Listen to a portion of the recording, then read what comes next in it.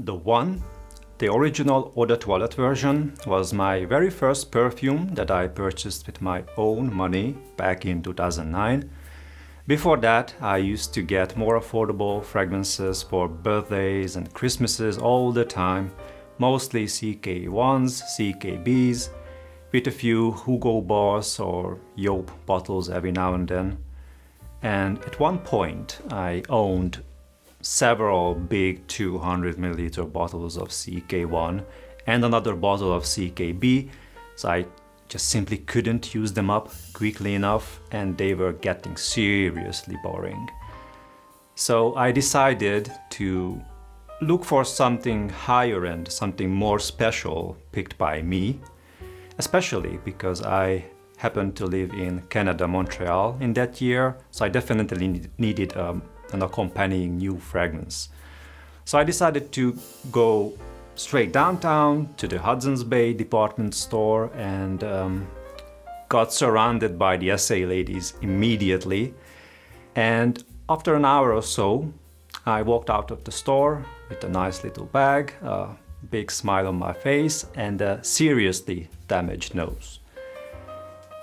Around 7 years later, at the beginning of my real fragrance obsession, I sold that particular bottle, and now 7 more years and hundreds of fragrances later, I decided to retest it.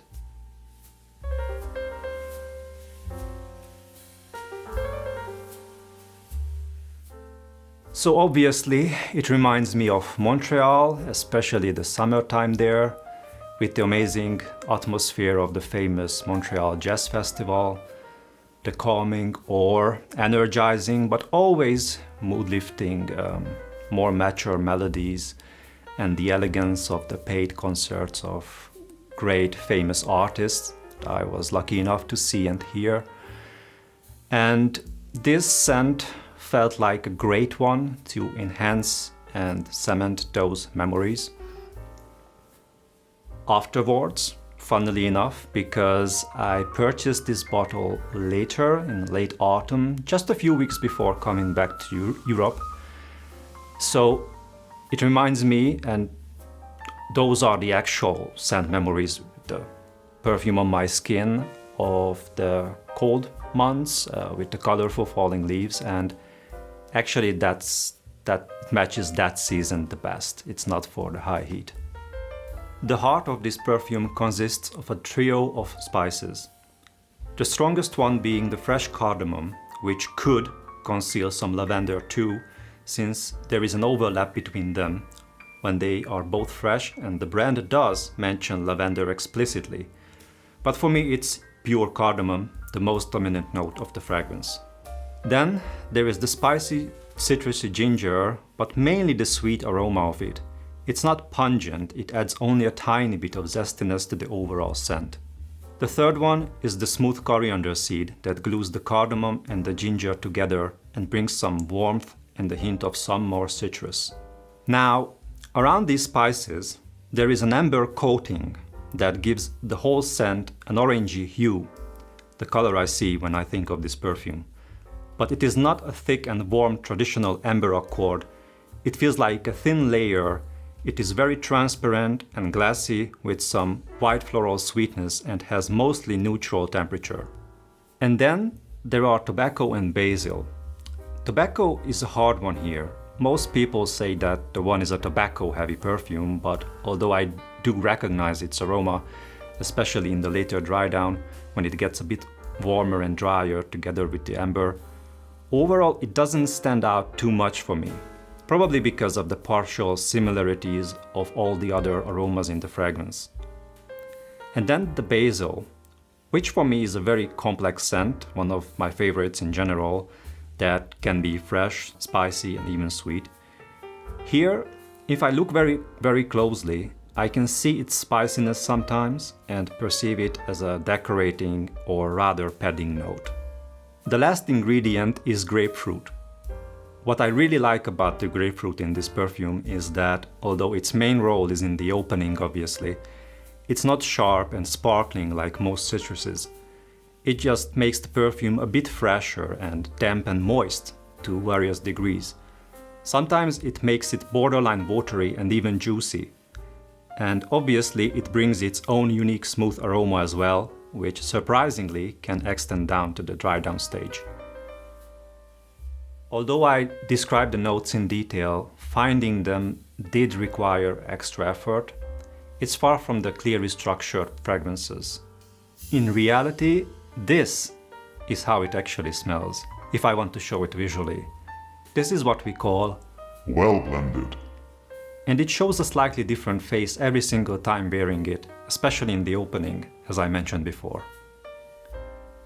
So what was my reaction when I smelled it again after 7 years? Well, I did recognize it immediately, like seeing an old friend again, despite this bottle being a slightly different version. And it did bring back the memories too. Now, this Eau de Parfum version might be a bit rounder and less radiant and less sparkling than the original version was or is. That change is actually something that I like and prefer, because I always found it too loud and borderline annoying in the opening. And actually that was the main reason why I sold it eventually, after using up around 60% of the bottle. Plus, even back then, without knowing much about fragrances, the different genres, the use cases, I never saw it as an everyday scent. Now, okay, for us, more experienced, always analyzing fragrance snobs, it's clear to see why, but most people with 1 or 2 bottles, they just simply wear what they have, basically any time, but I wasn't. I always found it too sweet and too elegant for that, and I still feel the same. The one is a very nice, elegant and masculine perfume for a man, for example, for a night out with a woman, which means that I really don't see it as a party fragrance for guys to impress girls and younger females.